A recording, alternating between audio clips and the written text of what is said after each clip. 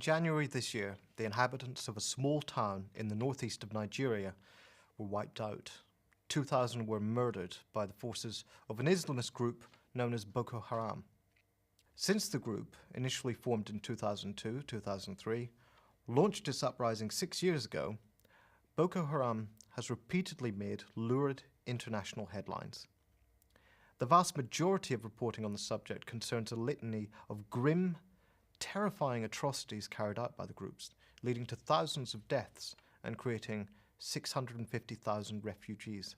In 2014, the biggest story about Boko Haram concerned the kidnapping of hundreds of schoolgirls from the town of Chibok, some of whom, it was reported, were going to be used as sex slaves. The international reaction was partially shaped by a PR firm hired by the Nigerian government for $1.2 million to help them rally international support for their own domestic war on terror. To the extent that an international social media campaign organized around the meme #BringBackOurGirls gained the support of Hillary Clinton and Wycliffe Jean, as reported in The Guardian, it worked. But, as ever, we need to pay attention to what the media is and is not able to tell us about groups like Boko Haram, because how you report such events determines what actions people will want to take. The head of AFRICOM, the US military command in Africa, has stated that the US is ready to organize a huge international intervention, as Defense One reported, and indeed, a multinational force has been assembled to this end. The US already provides $1 million annual funding to the Nigerian military and $3 million to its police force.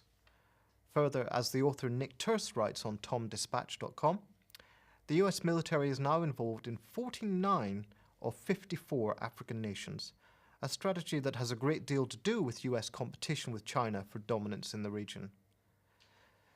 Little of that context seems to have made its way into the media reporting.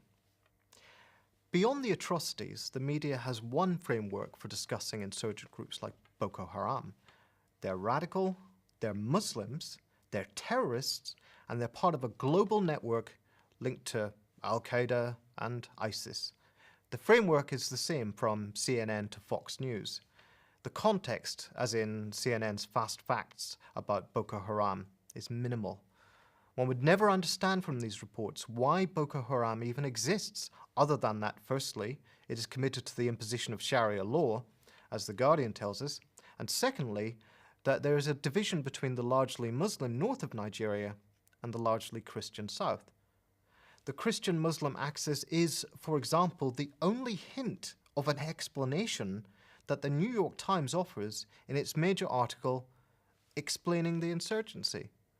Third, we are told that Boko Haram is characterized by some unexplained hostility to progress and literacy. Its name is usually translated as Western education is forbidden, as, for example, in the BBC's Factually Starved video explaining Boko Haram. In fact, the term Boko can mean Western education, but it can also mean Western fraud. At any rate, the lack of context leaves gaps in our knowledge that can only be filled by fantasy. It leaves us with demonological explanations in which the jihadis act as they do simply because, as Der Spiegel put it, they're evil.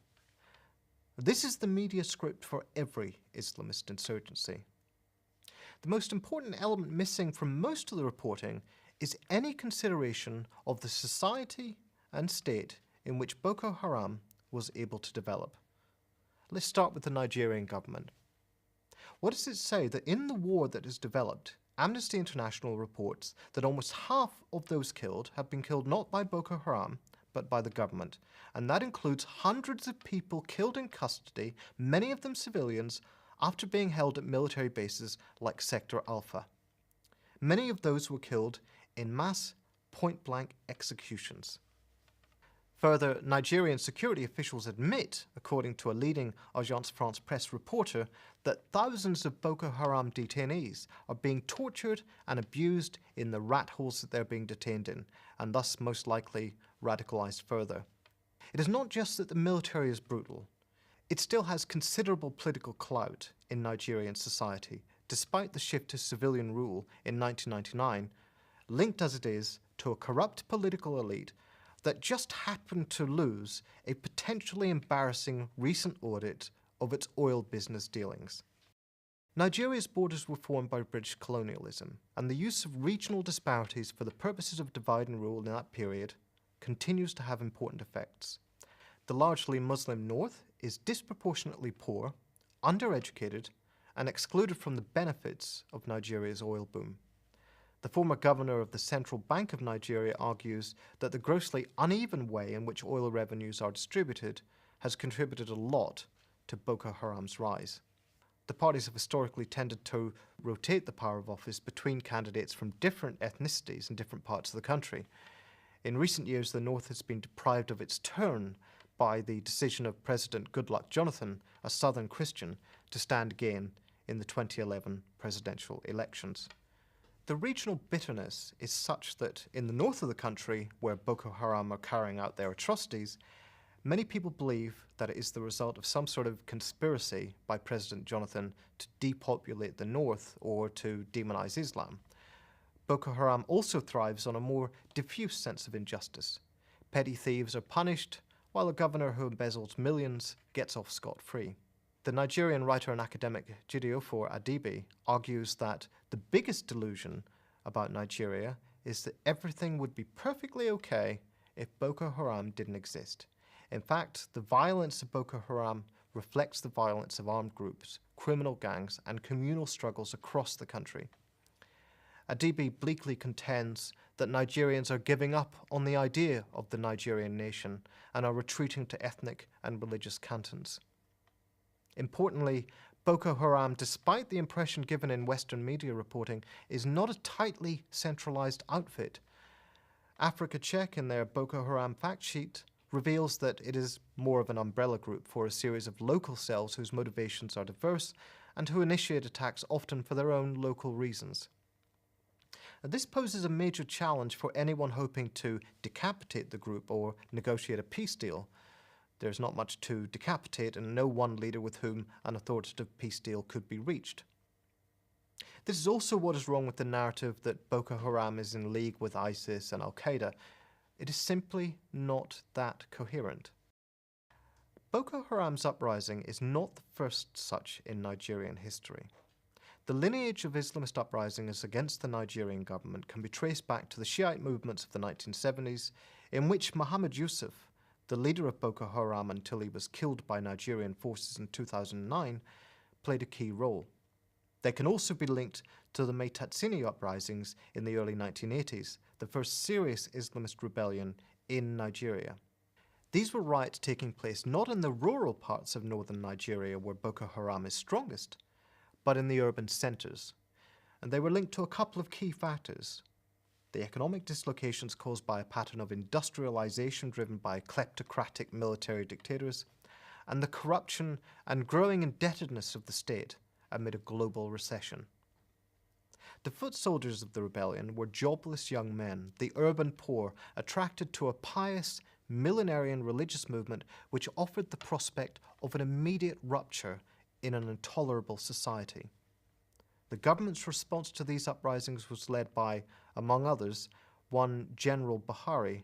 In cracking down on these uprisings, he also waged a vicious war on Nigerian civil society, as reported in the Huffington Post, mandating his security chiefs to arrest and hold people for up to 3 months without charge. Strikes and protests were crushed by secret police, and critics such as Fela Kuti jailed and tortured. Yet although the fundamentalist movements were defeated, the ranks of the poor, unemployed and illiterate swelled. The millenarian Islamist milieu laid low for a while and sank its roots into a growing army of the disenfranchised. But while building among the poor, Boko Haram's most prominent figures, above all its founder Muhammad Yusuf, operated among local elites, trading patronage. There is evidence that the Boko Haram leadership was at first courted in some local governorates and then dropped, and this may partially explain the timing of their uprising. General Buhari has made pro-Boko Haram statements in the past, as reported in the London Review of Books, though Buhari now claims to be their staunch foe. The difference between Meitatsini and Boko Haram is that the latter is based on a much deeper well of anger, is much more organized, has more military prowess, and staying power.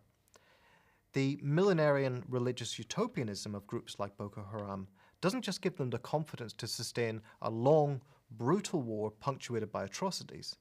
It gives them a basis for attacking the inequities of so-called oil prosperity in Nigeria as a form of Western corruption.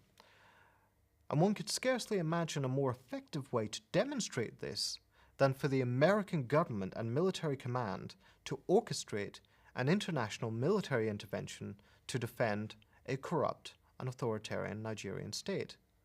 But this is the benefit of having such factually famished reporting in the media. If the local contexts of the Boko Haram uprising are not understood, the fantasy of a multi-headed global conspiracy of evil takes the place of knowledge. And without context, the coverage is just a wall of noise and images obstructing any serious understanding so that people with power can continue to do as they see fit.